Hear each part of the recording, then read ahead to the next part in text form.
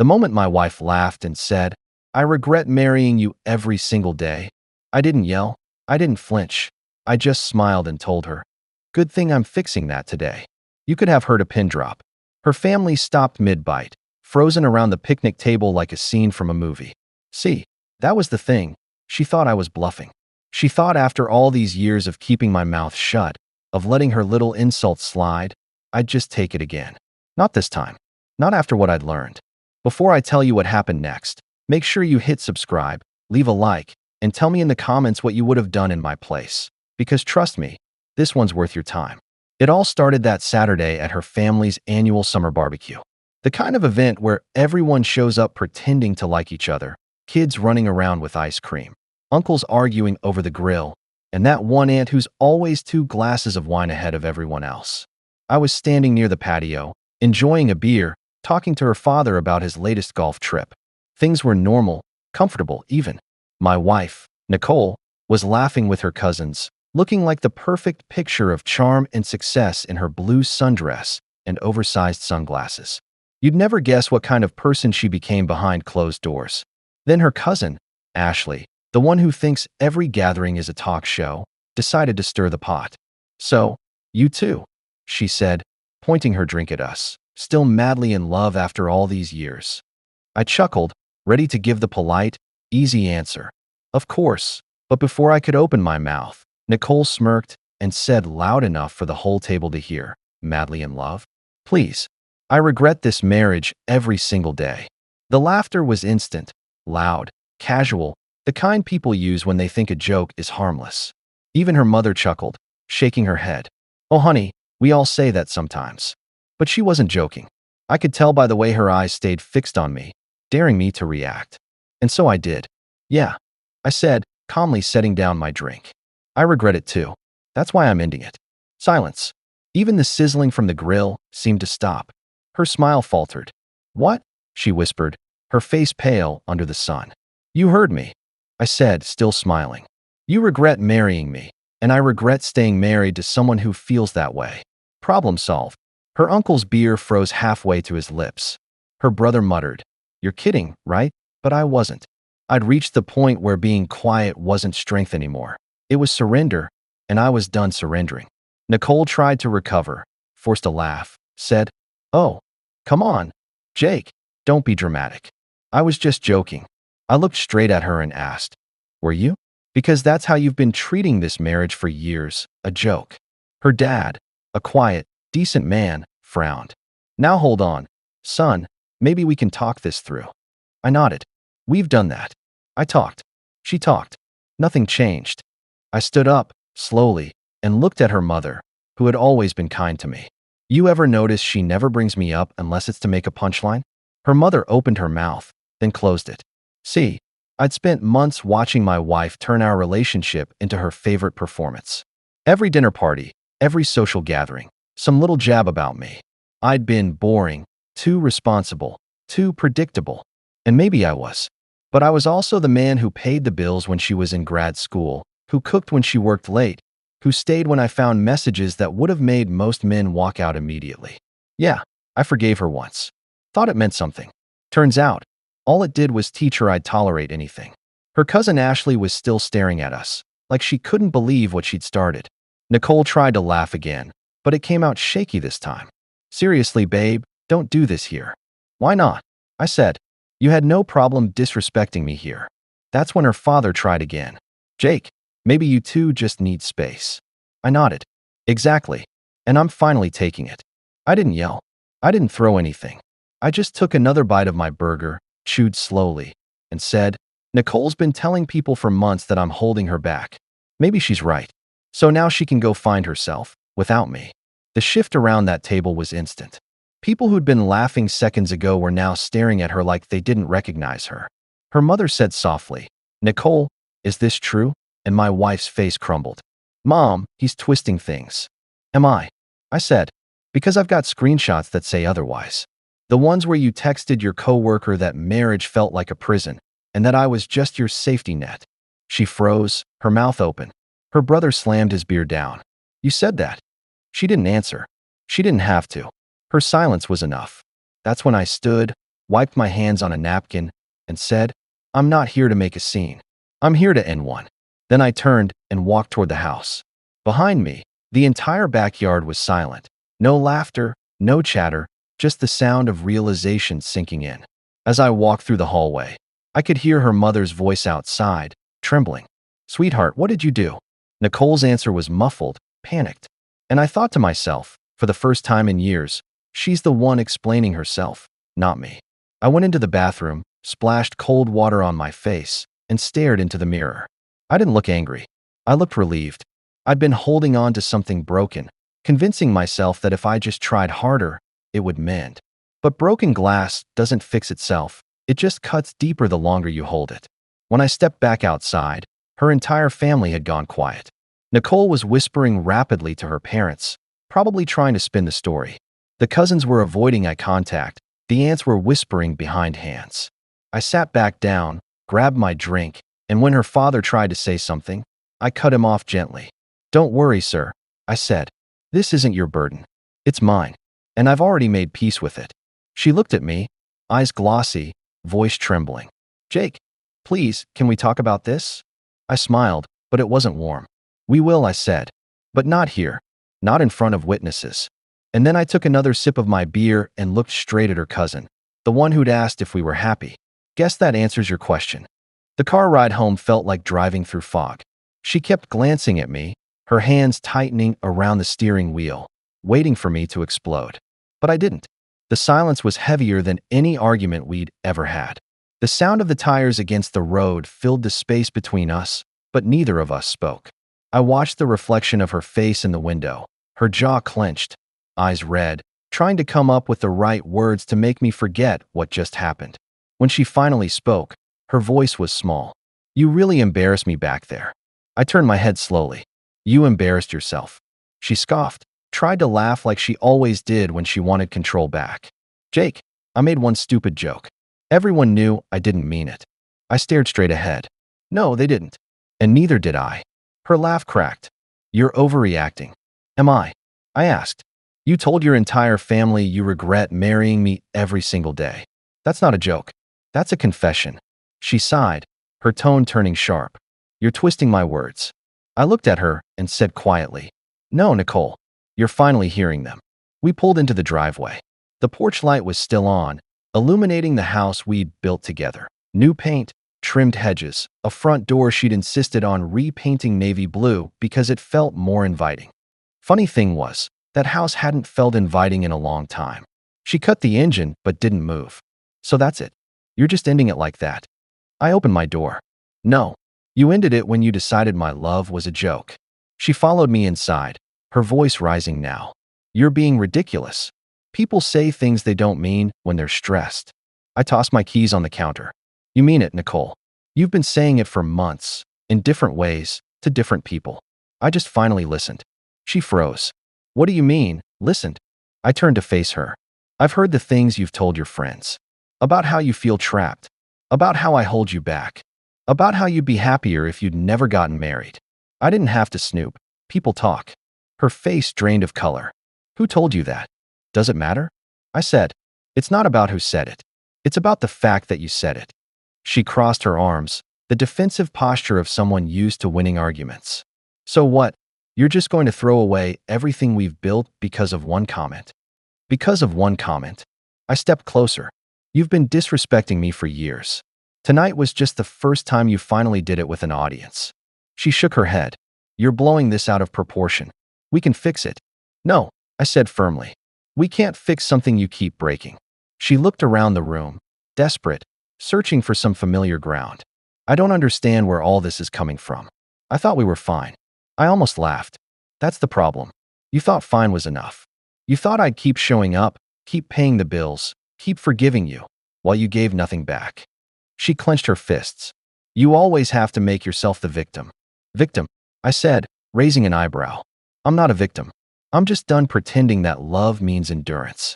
She went quiet then, biting her lip, eyes darting between me and the floor. I could tell she was starting to realize this wasn't one of our usual fights, the kind where she cried. I comforted her, and we both pretended nothing happened. No, this was something else. Something final. I walked to the bookshelf, pulled out a folder, and set it on the table. What's that? She asked warily. Documentation, I said. Financial records, bank statements, proof of every bill I paid, every loan I covered, every dime I invested in this marriage. Her voice went sharp. Why would you even have that? Because I've been preparing for this. You think I didn't see it coming? The way you talked, the way you acted, it was only a matter of time. She looked stunned. You were planning to leave me? No, I said. I was preparing for the day you made it impossible to stay. She sat down, her hands trembling. You're not serious. Dead serious. This is insane. What's insane, I said, is staying with someone who openly says she regrets being with me. What's insane is pretending we still have a marriage when we stopped being partners a long time ago. She buried her face in her hands. I can't believe you're doing this. I leaned against the counter.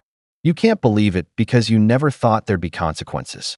You got too comfortable thinking you could say whatever you wanted, that I'd always forgive, always stay.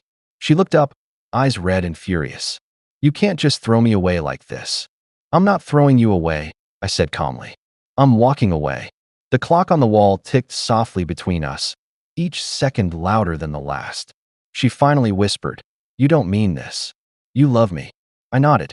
I did. Her breath caught. Did? Yeah. Past tense. Because love doesn't survive disrespect. It starves. And you've been starving it for years. She pushed back from the table.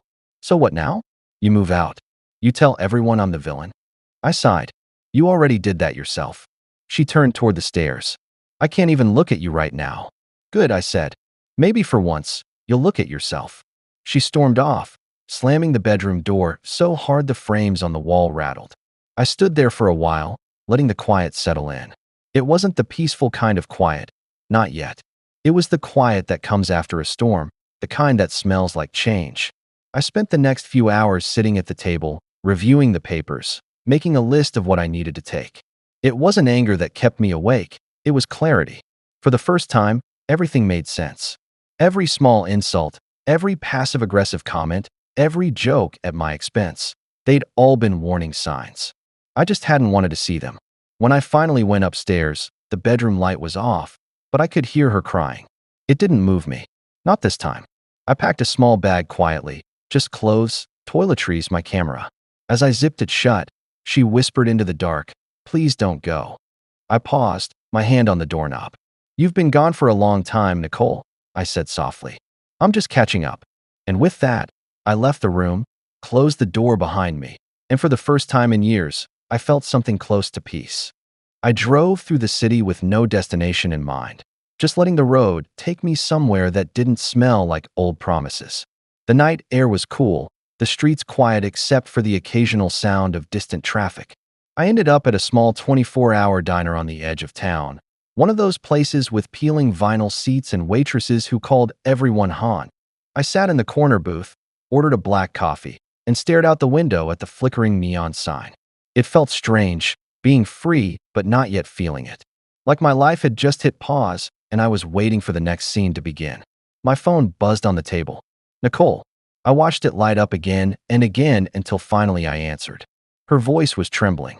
Jake, please, can we talk? We did talk, I said quietly. You just didn't listen. Don't do this. You can't just walk out on a marriage. I took a slow sip of coffee. I'm not walking out. I'm walking away from the wreckage. She started to cry, the kind of soft, panicked crying that used to break me. I didn't mean it, Jake. You know I didn't mean what I said. You meant every word, I replied. You just didn't expect me to finally believe you. There was a long silence. Can't we at least try counseling? She asked. We already tried that, I said. You treated therapy like a debate, not a solution. I ended the call before she could say more. When I got home the next morning, she was waiting in the living room. The curtains were open, sunlight flooding in, hitting her face in a way that almost made her look innocent again. She'd been crying all night. I didn't sleep, she said. Neither did I. I set my keys on the table. Where did you go? She asked. Does it matter? Of course it matters. You're my husband. I looked at her for a long time. Not anymore. She flinched, as if the words themselves had weight. You can't just decide that. I didn't, I said. You did. Every time you talked about me like I was an anchor around your neck. She ran her hands through her hair, pacing. I was venting, Jake. Everyone vents. Not everyone tells their family they regret their marriage every day. She stopped pacing, tears welling up again. I was stupid. I was angry. I was honest, I interrupted. You were honest for once, and now you're scared of what the truth costs. She sat down, defeated. So what? You're just going to leave me here alone? I nodded. You've been alone for a while, Nicole. You just didn't notice because I was still in the room. I went upstairs and started packing more of my things. She followed me, leaning against the doorway. You really planned this. I prepared for it, I corrected. There's a difference. So what now? You just walk away and never look back. That's the idea. You'll regret this, she said, her voice rising again. You'll wake up one day and realize you threw away something good. I paused, looking at the suitcase on the bed. If this was good, I'd still be here trying. She didn't have an answer for that. I zipped the bag and carried it past her. She didn't move to stop me, just watched with wide, stunned eyes as I walked downstairs. Where are you going to stay? She called after me. A friend's place. Which friend? Does it matter? I asked again. You stopped caring who I spent time with a long time ago. I left without another word. The air outside felt different, sharper, cleaner. I drove to my friend Eric's place, a small house near the lake. He opened the door, eyebrows raised. You look like hell. Thanks, I said, forcing a smile. Got room for one more? He nodded. Guest room's empty. Beer's cold. That first night, I slept better than I had in months. No tension, no silence thick enough to choke on. Just quiet and the sound of wind brushing against the window. The following week, she called me every day. Sometimes she'd cry, sometimes she'd yell, sometimes she'd beg. I stopped answering after the third day. On the fourth, she showed up at my work. I was in a meeting when the receptionist buzzed me. There's a woman here asking for you, she said. Says it's important. I stepped into the lobby and there she was, hair messy, eyes red, clutching a manila folder like it was proof of something. We need to talk, she said. Not here, I replied. Then where? Nowhere. She looked around, realizing people were watching. You can't do this in front of them. I didn't ask you to come. She lowered her voice. Please, Jake. 5 minutes. Against my better judgment, I nodded and led her outside. We stood by the parking lot under a patch of sunlight. She took a deep breath. I talked to a lawyer, she said. Good. So did I. Her eyes widened. You what? I filed yesterday morning. You actually filed? You told 30 people you regret being married to me. I said.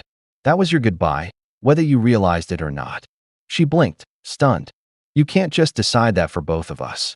Sure I can. You decided long ago that your words didn't have consequences. I'm just proving they do. Jake, this isn't fair. Fair. I laughed quietly. You think fairness was part of this marriage? I carried us for years, emotionally, financially, every way that counts. And you treated me like a placeholder. She stood there, trembling, trying to piece together her next move. I can change, she said finally. I'll go to therapy. I'll do whatever you want. I don't want you to change for me, I said. I want you to realize what you destroyed. She stepped closer, her hand hovering near mine. Please, Jake, don't end it like this. I took a step back. It ended the moment you laughed.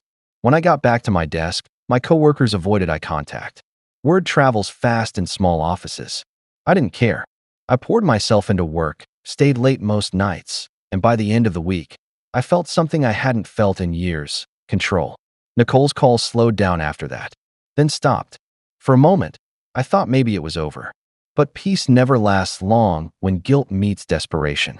Because 2 weeks later, I came home to find her sitting on the hood of my car, waiting. And this time, she wasn't crying. She was smiling. That smile, the same one she used when she thought she still had power over me. I should have known then that she wasn't here to apologize. She was here to fight. She slid off the hood slowly, arms crossed, eyes scanning me like she was already rehearsing her next move. You've ignored my calls, she said calmly, too calmly. Because there's nothing left to say, I replied, walking toward the door. You don't get to decide that, she snapped. You're not just leaving me to pick up the pieces. I stopped and turned to face her. Nicole, you made the mess. I just stopped cleaning it up. Her jaw tightened, but she wasn't angry. She was desperate. I talked to my lawyer, she said. He says I'm entitled to half of everything. Good luck with that, I said, unlocking the door. I kept records. Every bill, every payment, every expense. You think I didn't see this coming?" She followed me inside, her heels echoing against the floor. "You're really doing this?" "Already did." "You're heartless." "No," I said quietly. "I just finally learned not to love someone who doesn't love me back." She threw the folder she'd been holding onto the counter. "I didn't come here to fight," she said, though her tone told me otherwise. "Then why are you here?" "Because I can't lose everything. I need you to stop this before it gets ugly." "It's already ugly," I replied. "You just didn't expect to see it in daylight." She stared at me for a long moment, and I could almost see the calculation behind her eyes, the wheels turning, searching for some emotional leverage. "What happened to you, Jake?" she asked finally. "You used to be kind." "I used to be patient," I corrected. "Big difference." She frowned, pacing the living room like she was trying to find her footing. "You don't have to destroy me to prove your point." "I'm not destroying you," I said, leaning against the counter. "You did that the day you chose ego over gratitude." She stopped pacing. "You're not innocent," she said sharply. "You were controlling. You always needed to be right. You made me feel small." "No, Nicole," I said, voice steady. "You made yourself small by trying to stand on top of someone who was holding you up." For the first time, she didn't have a comeback. She looked down, swallowing hard, her voice quieter now. "I don't want to do this alone." I almost laughed. "You've been doing it alone for years." I was just the wallpaper. She reached out like she might touch my arm, but I stepped back. "Don't," I said. "We're past that." Her hand dropped, her eyes flickering with something that almost looked like regret. "So that's it. You really don't care." "I care," I said. "Just not enough to keep bleeding for someone who doesn't notice." She sat down on the couch, exhaling sharply. "You'll regret this someday." I looked at her, and for once, I didn't feel anger, just a kind of exhausted relief. "Maybe," I said, "but I'll regret staying a lot more." She stood again, glaring at me like she wanted to find one more argument strong enough to make me stay. But instead, she said, "You'll see what happens when you make me your enemy." I smiled faintly. "I already did. You were my wife." She flinched like I'd hit her, then stormed out, slamming the door behind her. Days passed, then weeks. The silence was different this time, peaceful, not heavy. I spent more time at work, caught up with old friends, even started sleeping through the night again. Nicole tried reaching out a few more times, through mutual friends mostly, but I ignored it. I'd finally stopped playing her game. But she wasn't done. One Friday afternoon, I got a call from her brother, Aaron. We hadn't spoken in months. "She's here," he said, "at Mom's place. She's been crying for hours." "That's not my problem anymore," I said. "She says she wants to apologize." I almost laughed. "Apologies don't rebuild bridges that got burned to the ground." "Just thought you should know," he said quietly. I thanked him and hung up. That night, I sat on my balcony watching the sunset, the sky streaked in shades of orange and purple. For the first time, I felt completely still. No tension, no resentment, just peace. I thought maybe that was the end of it. But the next morning, I heard a knock on my door. When I opened it, Nicole was standing there, eyes swollen, makeup smudged. "Please," she whispered, "just hear me out." I could have closed the door. I should have. But curiosity won. She stepped inside, holding a small box. "What's that?" I asked. "Everything you ever gave me," she said softly. "Jewelry, letters, pictures. I thought giving them back would help." "Help who?" "Both of us." I looked at the box but didn't touch it. "You can keep it," I said. "I don't need reminders." "I do," she said, her voice breaking. "Because every time I look at these things, I remember who we were before I ruined it." For a second, she looked like the woman I fell in love with, before the sarcasm, before the coldness. "You didn't just ruin it," I said finally. "You buried it." Tears slid down her face, but I felt nothing. She whispered, "I know you'll never take me back, but I just wanted you to know I finally understand what I lost." "I know," I said. "You lost someone who loved you more than his own peace. And I lost the version of myself that thought that was okay." She nodded, then turned to leave. But before she reached the door, she said quietly, "I hope she makes you happy." "Who?" I asked.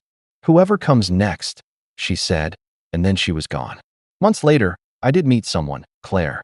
She was gentle, funny, and real in a way Nicole never was. She didn't need to be impressed, just understood. We started slow, no drama, no games. She appreciated everything. Small gestures, shared laughter, quiet evenings. And one night, As we cooked dinner together, she turned to me and said, "You know, you smile differently now, like you're finally home." And she was right. I was home, not because of a house or a person, but because I'd finally built a life that didn't depend on someone else's approval. Nicole tried reaching out one last time. A letter, handwritten, pages of apologies and nostalgia. I didn't read past the first paragraph. I burned it in the fireplace that night, watched the ashes curl and fall apart until they disappeared completely. That was the real ending. Not the divorce papers, not the fights, but the moment I let go of the ghost of who she used to be. Now when people ask if I miss her, I tell them the truth. I miss the idea of her, not the reality. I miss the man I thought I was when I loved her. But mostly, I'm grateful. Grateful that she showed me exactly what I would never accept again. Because sometimes freedom doesn't come from walking away. It comes from realizing you should have done it sooner. If you've made it this far, hit that subscribe button, give this story a like, and drop a comment below. Tell me, what would you have done in my place? Because sometimes, the quietest goodbye is the loudest revenge.